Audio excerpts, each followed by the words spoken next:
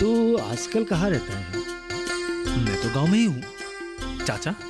मैं आजकल एक संस्था के साथ जुड़ गया हूँ और हमारे गांव के विकास के कामों में लगकर एक बात बताऊं, मुझे यहाँ पे काम करके बहुत अच्छा लग रहा है। हाँ संगीता, मैं सच कह रहा हूँ, मैंने अपना फैसला बदल दिया है। चौधरी साहब एक कारखाना लगाना चाहते हैं, इसीलिए तुम्हारा जमीन पसंद आया है। कारखाना? किस चीज का कारखाना? देसी दारू का। इसमें बहुत आमदनी है। तुम पैसे की फिक्र मत करो, तुम्हें जो चाहिए मिल जाएगा। देखो, देसी दारू से हम लोग के गांव के माहौल बहुत खराब हो जाएंगे और मैं अपने गांव पे ऐसे कारखाने लगने नहीं दूंगा।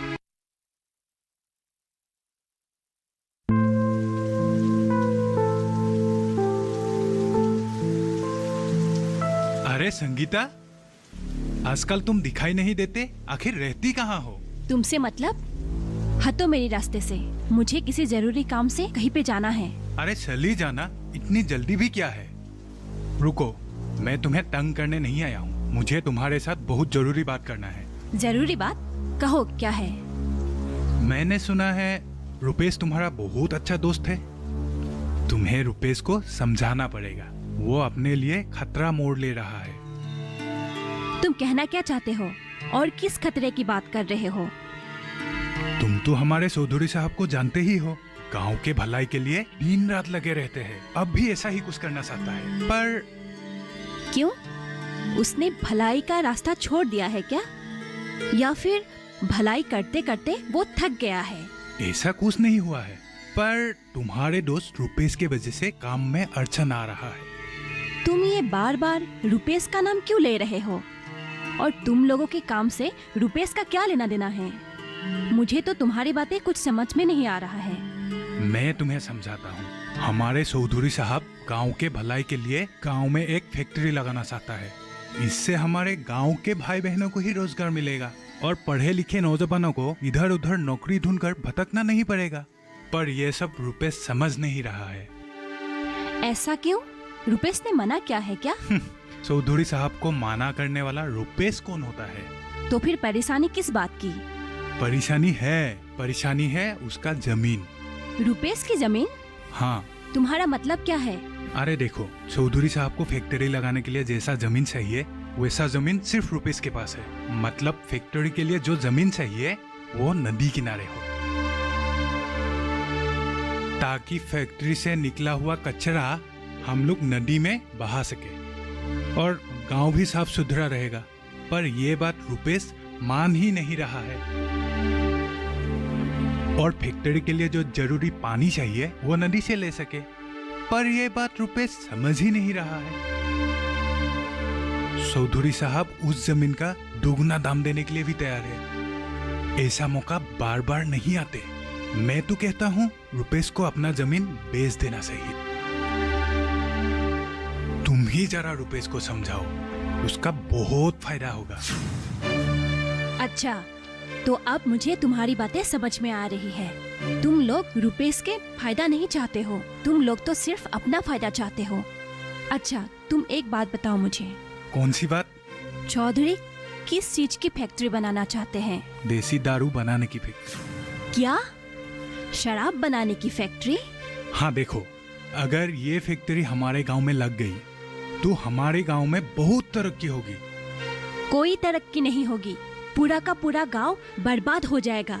गांव के नौजवानों को शराब की बहुत बुरी आदत लग जाएगी और तो और फैक्ट्री से निकलने वाले केमिकल से गांव का वातावरण प्रदूषित हो जाएगा। और तुम लोग जिस नदी के पानी से अपना फैक्ट्री चलाना चाहते हो, उस नदी के पानी भी हानिकारक केमिकल की वजह से प्रदूषित हो जाएगा। हमारे रहते हुए ऐसा कभी नहीं होगा, हम लोग ऐसा होने नहीं देंगे। और रुपेश जो कर रहा है बहुत सही कर रहा है। तुम जाकर अपने चौधरी साहब से बोल देना, गांव में शराब की फैक्ट्री खोलने के लिए वो जो सपना देख रहा है वो कभी पूरा नहीं होगा। देखो, तुम लोग चौधरी साहब से पंगा लेकर ठीक नहीं कर रहे हो, बाद में पछताना पड़ेगा। अच्छा, अब तुम 1 मिनट से भी ज्यादा यहाँ पर रुके तो तुम्हें भी बहुत पछताना पड़ेगा। मेरी बातें समझ में आ रहा है ना?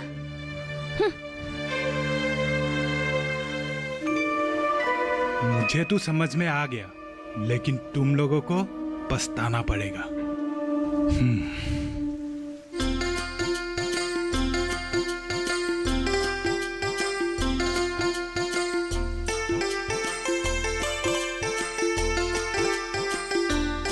अरे रघु, सुनो तो।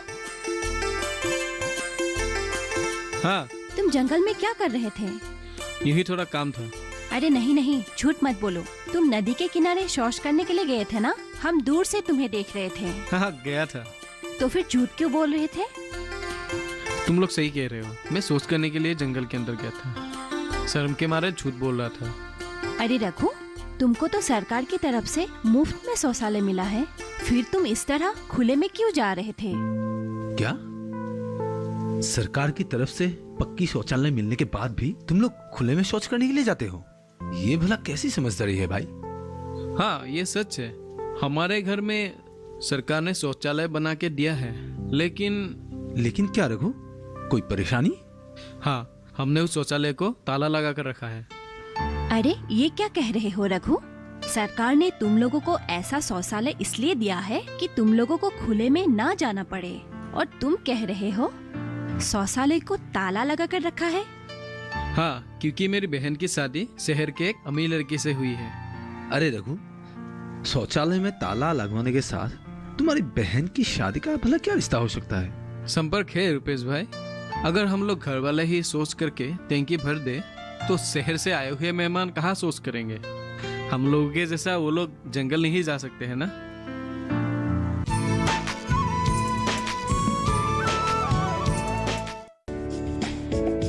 ये कामयाबी है अन्नदाता की। ये कहानी है खेत और खलिहानों की। कैसे करें अपने पशुओं की देखभाल, जानिए गांव-गांव के किसानों का हाल। देखिए गांव किसान, सोमवार से शुक्रवार दोपहर 12 बजे सिर्फ डीडी किसान पर।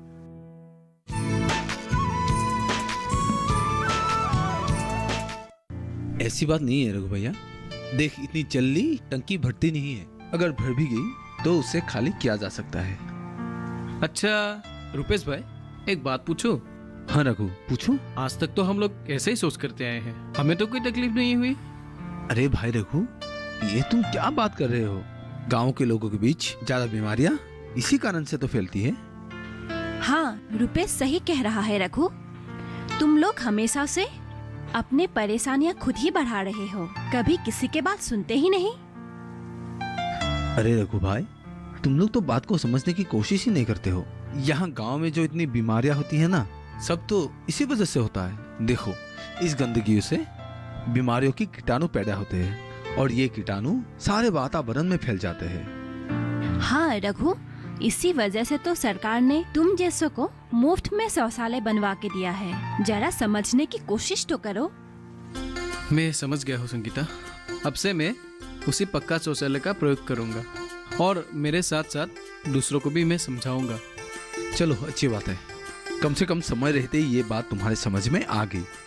हाँ, तो ठीक है, मुझे एक बहुत ही जरूरी काम है। कैसा काम? मुझे शौचालय का ताला खोलना है।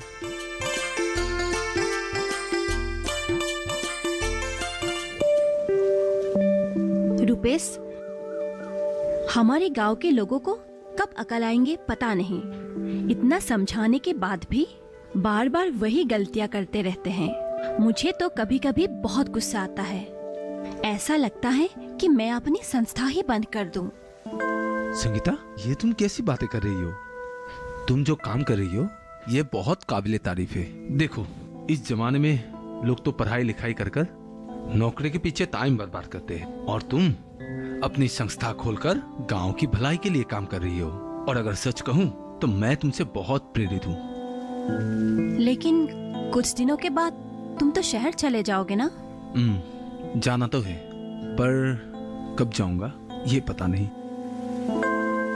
तुम किस सोच में पड़ गए हो रुपेश? नहीं संगीता, तुम्हारी बातें सुनकर मुझे कुछ अलग सा महसूस हो रहा है। मतलब तुम कहना क्या चाहते हो? देखो संगीता, यहाँ गांव में लोग अपने जमीन को अपनी माँ समझती है, और उधर हम लोग शहर वाले इसी जमीन को बेचकर पैसा कमाने की सोचते हैं। कितना अंतर है ना तुम में और हम में। एक और बात आज जाकर मेरे समझ में आ रहा है। क्या तुम भी उन दूसरे शहरियों के तरह सोचते हो? क्या तुम भी अपने जमीनें बेचना चाहते हो? कभी नहीं संगीता, जमीन मेरी माँ है।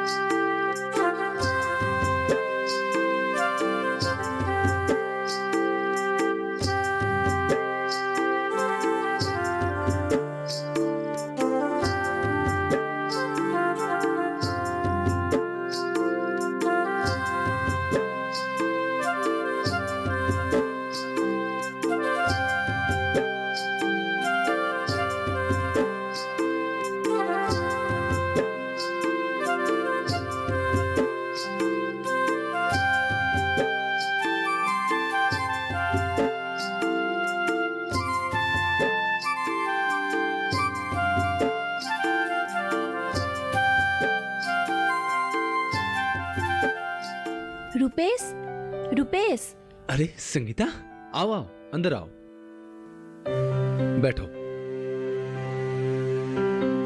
मैं तुम्हें कब से ढूंढ रही हूँ और तुम यहाँ आराम कर रहे हो। तो फिर कॉल क्यों नहीं किया मुझे? अपना मोबाइल तो चेक करो, कम से कम 10 बार फोन किया है, तुम फोन उठाते ही नहीं।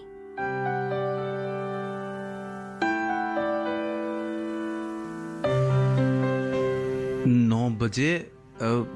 I'm sorry संगीता, दरअसल मेरा मोबाइल साइलेंट पे था। I'm sorry ना। कोई बात नहीं। चाचा चाची कहाँ है? चाचा चाची तो खेत पे गए हैं, अब वैसे आने ही वाले हैं। अब संगीता, क्या तुम्हें चाय बनानी आती है? हाँ, क्यों पूछ रही हो? तो फिर एक काम करो, तुम अंदर किचन में जाओ और 2 कप चाय बना के लाओ। क्या है ना, चाय पी के बात करने का मजा ही कुछ और है। हाँ, वैसे चाय की चाहत तो मुझे भी हो रही है। तुम बैठो, मैं चाय बना के लाती हूँ। पर चाचा चाची को बुरा तो नहीं लगेगा ना? चाचा चाची को भला बुरा क्यों लगेगा? चाचा चाची को हम लोग के बारे में सब कुछ पता है। क्या मतलब है तुम्हारा? यही कि मैं तुम्हें पसंद करता हूँ और तुम मुझे। क्यों, मैंने सही कहा ना? बिल्कुल नहीं।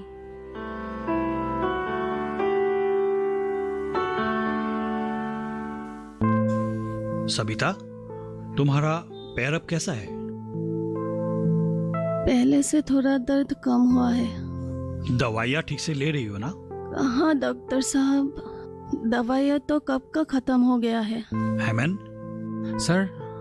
तुम एक काम करना, कल अस्पताल आना और मुझसे मिलना। हाँ सर। मैं तुम्हें दवाइयाँ दूंगा। ठीक है। और लाकर टाइम से ही इन्हें खिलाते रहना। हाँ डॉक्टर साहब। संगीता, राजेश, तुम लोग मुझे अस्पताल में आके मिलना।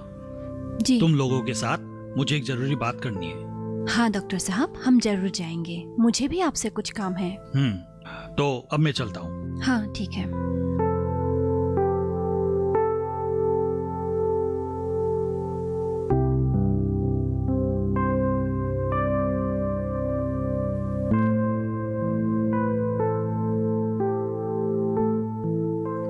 हेमंत भैया, डॉक्टर जी को अभी यहाँ से निकलते हुए देखा। किसी को कुछ हुआ है क्या? रुपेश, तुम आओ तो, बैठो यहाँ। हेमंत भैया, क्या कहूँ रूपेश, हमारा किस्मत ही खराब है। आज सुबह जब तुम्हारे भाभी सोच करने के लिए बाहर गई थी, वहीं पर किसी जहरीली कीड़े ने उसे काट लिया था। समय पर डॉक्टर साहब नहीं आते तो पता नहीं क्या हो जाता। ये सब तुम्हारी गलतियों की वजह से ही हो रहा है। अगर घर में एक पक्की शौचालय बनवा लेते तो आज ये दिन देखना ही नहीं पड़ता। और एक बात याद रखना है मेन भैया, कुछ बुरा होने के बाद संभालने से अच्छा होगा कि पहले ही सावधान हो जाओ। देखो, हमारा कहना मानो, जल्द से जल्द सरकारी शौचालय के लिए आवेदन कर दो। अरे सरकार की तरफ से पक्की शौचालय मिल रहा है तो उसका लाभ क्यों नहीं उठाना चाहते हो? हाँ भैया, राजेश बिल्कुल ठीक कह रहा है। पक्की शौचालय इस्तेमाल करने से तुम लोग के घरों में बीमारियां भी कम हो जाएगी। हाँ।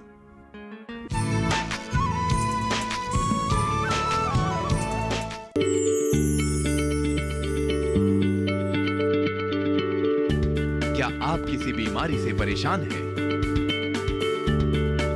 चाहते हैं डॉक्टर की सलाह? तो हम हैं आपके साथ। बताएंगे आपको जीने की राह। समस्याएं आपकी, समाधान देश के मशहूर विशेषज्ञों के। घर बैठे बात करें देश के जाने माने डॉक्टरों से। हमारे लाइव प्रोग्राम स्वस्थ किसान में हर शनिवार शाम 6 बजे से 7 बजे तक।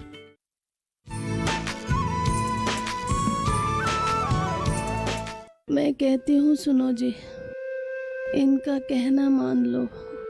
अब से मैं फिर कभी सोच करने गंदी जगह नहीं जाऊंगी। अब घर में ही एक अच्छा शौचालय बनवा के दो मुझे। तुम ज्यादा चिंता मत करो। डॉक्टर साहब ने कहा ना, तुम्हें कोई सांप ने नहीं काटा है, कोई जहरीला कीड़ा ने काटा है, तो इसलिए जल्दी ठीक ही हो जाओगे। तुम चिंता मत करो। क्या तुम लोग हमारा मदद कर सकते हो? तुम लोग हमारे बीडीओ साहब से मिलने के लिए जाना, बाकी सब तो बीडीओ साहब ही कर देंगे। तुम लोगों का ये एहसान कभी नहीं भूल पाऊंगा। इसमें एहसान की क्या बात है भाई? देखो, गांव वालों को मदद करना ही हम लोगों की संस्था की पहली और आखिरी लक्ष्य है।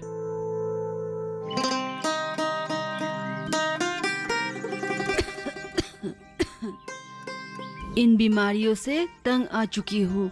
हर 2-4 दिनों में एक नई बीमारी पकड़ लेती है।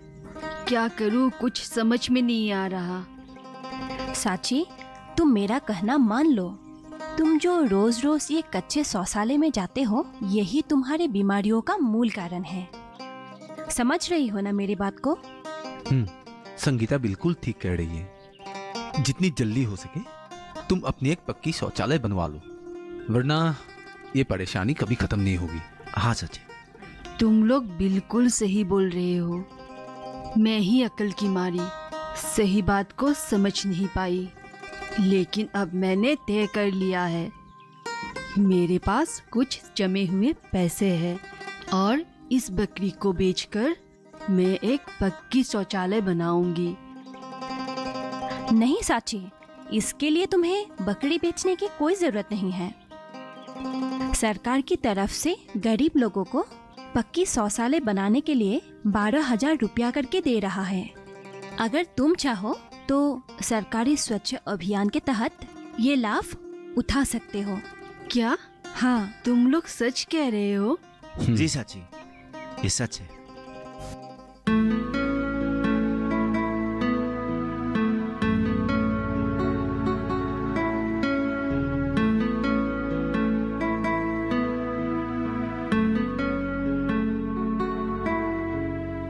कलिता जी। हाँ हाँ, आइए, बैठिए बैठिए। मैं आपसे मिलना ही चाह रही थी। अच्छा हुआ जो आपसे मुलाकात हो गया। रुपेश, ये हमारे पंचायत का सभापति बीरेन कलिता जी है। नमस्ते। नमस्कार। कलिता जी, आप लोगों ने हमारी संस्था को जितने भी शौचालय बनाने का काम दिया था वो लगभग पूरे हो चुके हैं। अरे, ये तो बहुत अच्छी बात है। लेकिन कलिता जी, हमारे गांव में अभी भी बहुत सारे लोगों के घर में पक्की शौचालय नहीं है और इस बारे में हमने बीडीओ साहब से भी बात की है और उन्होंने आपके साथ मिलके एक लिस्ट बनाने के लिए कहा है। हाँ जरूर, हम सब मिलके एक लिस्ट बना लेते हैं और जितना जल्दी हो सके हम लोग गांव के लोगों को खुलेआम शौच करने से रोक सकते हैं। हमें जितना जल्दी हो सके ये काम करना जरूरी है, क्योंकि कच्चे शौचालय में जाने की वजह से गांव के बहुत से लोगों को जहरीली कीड़ों ने काटा है और बहुत सारे लोगों को बीमारियां भी हुआ है। हाँ, मैंने भी ये बात सुना है, लेकिन घबराने की कोई बात नहीं। स्वच्छता अभियान के ऊपर सरकार बहुत जोर दे रहा है। अगर आप लोगों की जैसे संस्था के लोग हमारे साथ रहकर काम करें तो यह अभियान जल्दी पूरा हो जाएगा। आपका बहुत बहुत धन्यवाद कलिता जी। अरे धन्यवाद किस लिए, मैं तो आप लोगों की सेवा करने के लिए यहाँ हूँ और जनता का सेवा करना ही हमारा काम है। अच्छा ठीक है, अब हम चलते हैं। जी ठीक है, नमस्ते।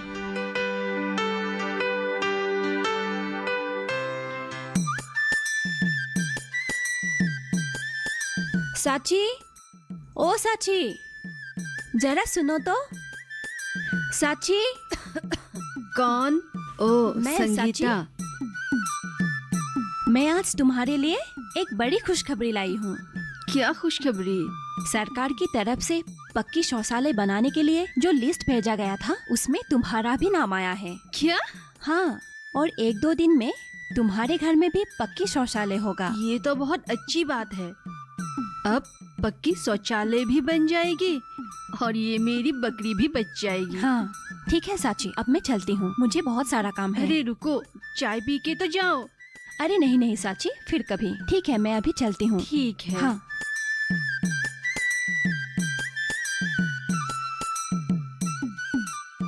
आज सच में मुझे बहुत फक्र महसूस हो रहा है कि मैं तुम लोग की संस्था के होकर काम कर रहा हूँ। और अगर सच कहूँ कि तुम लोगों ने मुझे अपने संस्था में शामिल करके मुझे जीने का मकसद दिया, और मैं तुमसे वादा करता हूँ तुम लोगों को मैं कभी निराश नहीं करूँगा।